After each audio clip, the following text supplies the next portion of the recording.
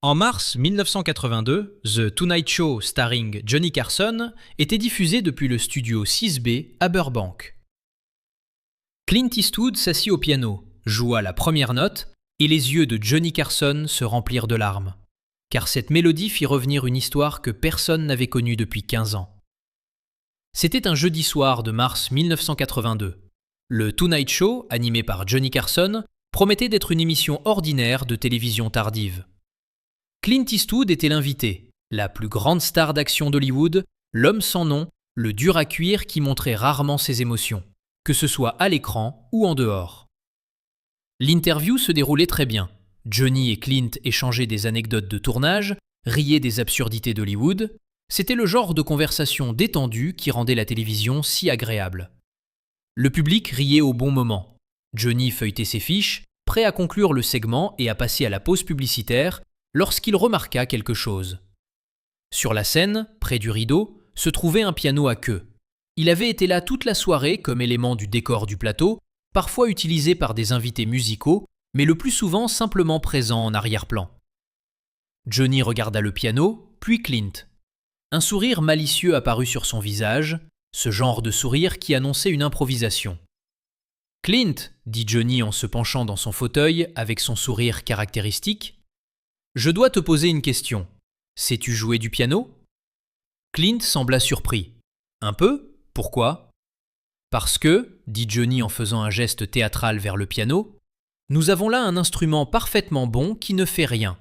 Et je suis curieux. Le type le plus dur du cinéma peut-il jouer quelque chose de doux ?» Le public éclata de rire. C'était Johnny Carson dans toute sa splendeur. Ed McMahon rit doucement derrière son bureau. Doc Severinsen et l'orchestre semblaient amusés. Clint sourit. Ce sourire rare et sincère qu'on voyait rarement dans ses films. « Tu veux vraiment que je joue quelque chose ?»« Allez !» insista Johnny. « Montre à l'Amérique que Dirty Harry a aussi un côté sensible !» Nouveau rire. Clint regarda le piano, puis Johnny. Il se leva. Le public applaudit tandis qu'il traversait la scène. Il s'assit au piano, ajusta légèrement le tabouret et posa ses mains sur les touches. « Une demande particulière ?» demanda-t-il. « Surprends-moi !» répondit Johnny, toujours souriant. Les doigts de Clint touchèrent les touches, et tout changea. Johnny s'arrêta au milieu d'une plaisanterie. Tout le studio se figea. La mélodie qui sortait du piano n'était ni simple ni légère. Elle était douloureusement belle, lente, mélancolique, étrangement familière, comme une chanson ancienne à moitié oubliée de l'enfance. Clint jouait avec une véritable maîtrise. Ses doigts glissaient sur les touches avec précision, les yeux fermés. Ce n'était pas une star de cinéma faisant un petit numéro. C'était un vrai musicien, jouant quelque chose qui comptait profondément pour lui. Le sourire de Johnny disparut. Ses fiches glissèrent lentement sur le bureau. Son expression passa de l'amusement à la fascination, puis à quelque chose de plus profond. Ed McMahon le remarqua et se pencha vers lui. « Johnny ?» murmura-t-il. Johnny ne répondit pas. Il regardait Clint jouer, et ses yeux se remplissaient de larmes. Dans la régie, le réalisateur Bobby Quinn se pencha vers ses moniteurs. « Johnny pleure ?» murmura-t-il. Fred de Cordova hocha lentement la tête. « Gardez les caméras sur lui, quelque chose se passe. » Le public était complètement silencieux. Certains regardaient Clint jouer, la plupart regardaient Johnny. Ils voyaient les larmes se former et glisser sur ses joues. Pour comprendre ce qui se passait, il faut revenir en 1967. Johnny Carson n'avait pas toujours été le roi inébranlable de la télévision de nuit. En 1967, 5 ans après avoir commencé à animer le Tonight Show, il avait du succès, mais sa vie personnelle s'effondrait. Son deuxième mariage se brisait. Sa relation avec ses enfants était tendue. La pression de faire l'émission 5 nuits par semaine l'écrasait. Il avait commencé à consulter une thérapeute en secret. À cette époque, les hommes célèbres ne parlaient pas de santé mentale. La thérapeute s'appelait la docteure Margaret Brennan. Elle avait plus de 60 ans. Brillante, douce et avec une méthode inhabituelle. Elle utilisait la musique. « Tu plaisantes pour survivre », lui dit-elle un jour. « Tu as construit une armure d'humour, mais tu as besoin d'un endroit où tu peux enlever cette armure. » Dans son cabinet, il y avait un vieux piano droit. Elle demanda à Johnny de s'asseoir pendant qu'elle jouait. « Je vais jouer quelque chose. Écoute simplement. » Elle joua une mélodie. La même mélodie que Clint Eastwood jouait maintenant sur la scène du Tonight Show 15 ans plus tard. Johnny, assis dans ce cabinet, pleura pour la première fois depuis des années. Pas les larmes d'un acteur, de vraies larmes. Pour son mariage brisé, pour ses enfants éloignés, pour la solitude d'être Johnny Carson. « Cette chanson est la tienne maintenant, » lui dit la docteure Brennan. « Quand tu auras besoin de te rappeler que c'est permis de ressentir, souviens-toi de cette mélodie. » Johnny la consulta pendant 3 ans. Elle l'aida à traverser son divorce, à se rapprocher de ses enfants, à comprendre qu'il pouvait être à la fois Johnny Carson, l'artiste, et John William Carson, l'homme. Elle mourut en 1975. Une crise cardiaque soudaine. Johnny apprit la nouvelle alors qu'il se préparait pour l'émission. Cette nuit-là, il fit le monologue quand même. Il fit rire l'Amérique pendant 90 minutes. Et ne mentionna jamais qu'il venait de perdre la personne qui lui avait sauvé la vie. Il n'avait plus entendu cette mélodie depuis sa dernière séance en 1970. Il n'avait jamais demandé son titre. C'était son cadeau. Un souvenir privé qu'il n'avait jamais partagé. Jusqu'à cette nuit. Mars 1982. Quand Clint Eastwood s'assit au piano et, sans le savoir, joua la chanson de la docteure Brennan. Et Clint jouait toujours. La mélodie continuait. Chaque note était parfaite. Chaque phrase musicale se construisait sur la précédente. Il n'avait aucune idée de ce qui se passait au bureau de Johnny Carson. Il était perdu dans la musique et dans les souvenirs ou les émotions qu'elle faisait remonter. Johnny essuya rapidement ses yeux, mais les larmes continuaient de couler. Les caméras restaient braquées sur lui. Des gros plans montraient l'homme le plus calme de la télévision américaine, complètement bouleversé par une simple mélodie de piano. Ed McMahon se pencha et toucha doucement le bras de Johnny. « Ça va, mon ami ?» Johnny hocha la tête, mais ne parla pas. Il ne pouvait pas parler. Quand Clint Eastwood joua la dernière note, la laissant vibrer et s'éteindre dans le silence, le studio resta immobile. Personne n'applaudit, personne ne bougea. Tous regardaient Johnny. Clint ouvrit les yeux et se tourna sur le banc du piano pour lui faire face. Il vit immédiatement les larmes. Son expression passa de la sérénité à l'inquiétude.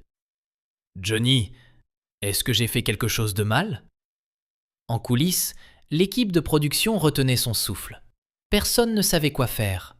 La télévision en direct était imprévisible, mais ceci, c'était inédit. Le réalisateur Bobby Quinn fit signe désespérément au caméraman de continuer à filmer. Et alors Johnny prit une décision qu'aucun producteur n'aurait jamais autorisée. Johnny se leva. Il ne dit rien à Ed. Il ne regarda pas les caméras. Il ne reconnut ni le public, ni la régie qui essayait frénétiquement de comprendre quoi faire. Il marcha simplement à travers la scène vers le piano où Clint était encore assis. Les caméras le suivirent. Le public retint son souffle. Johnny se plaça à côté du piano, regardant les touches, les mains de Clint encore posées dessus. Quand il parla enfin, sa voix était rauque d'émotion. « Quelle chanson était-ce » ? « Elle n'a pas de nom, » répondit Clint doucement. « C'est quelque chose que mon professeur de piano a composé quand j'étais enfant. Elle la jouait à la fin de chaque leçon. Elle disait que c'était pour se souvenir, pour les moments où tu as besoin de t'arrêter et de ressentir quelque chose de vrai. » Johnny inspira brusquement. « Ton professeur de piano ?»« Oui, Madame Brennan, Margaret Brennan. Elle m'a enseigné de mes 8 à 16 ans. Elle est morte il y a quelques années. Quand tu m'as demandé de jouer, je ne sais pas pourquoi, mais c'est cette mélodie qui m'est venue. Je ne l'avais pas jouée depuis des années. » Le studio était totalement silencieux. Même la régie s'était tue. Johnny regarda Clint. « Margaret Brennan t'enseignait le piano à Auckland ?»« Oui, elle était incroyable. Elle donnait des cours de musique aux enfants du quartier qui ne pouvaient pas se permettre des leçons. Elle a changé ma vie. » Clint marqua une pause. « Tu la connaissais ?» Et à ce moment-là, personne dans le studio ni devant son téléviseur ne s'attendait à ce qui allait suivre. Johnny s'assit sur le banc du piano à côté de Clint. Là, en direct à la télévision, Johnny Carson s'assit au piano avec Clint Eastwood et se mit à pleurer sans retenue. Elle était ma thérapeute, dit Johnny d'une voix brisée. De 1967 à 1970, elle jouait cette chanson pour moi dans son cabinet quand je m'effondrais. Elle disait que c'était une permission d'être humain, une permission d'arrêter de jouer un rôle et de simplement ressentir. Les yeux de Clint s'agrandirent de surprise. « Margaret était ta thérapeute ? Elle m'a sauvé la vie, dit Johnny simplement. Et je n'ai jamais pu la remercier correctement. Quand elle est morte, je ne pouvais pas. Je ne pouvais pas en parler. Je ne pouvais expliquer à personne ce qu'elle représentait pour moi, parce que je n'avais jamais dit à qui que ce soit que j'allais en thérapie. Et maintenant tu es là, assis, en train de jouer sa chanson. » Il s'arrêta, submergé par l'émotion. Clint posa sa main sur l'épaule de Johnny. Deux des hommes les plus célèbres et les plus réservés d'Hollywood, assis ensemble devant un piano en direct à la télévision, reliés par une femme qui avait marqué leur vie à des décennies d'intervalle. « Elle parlait parfois de toi, » dit Clint doucement.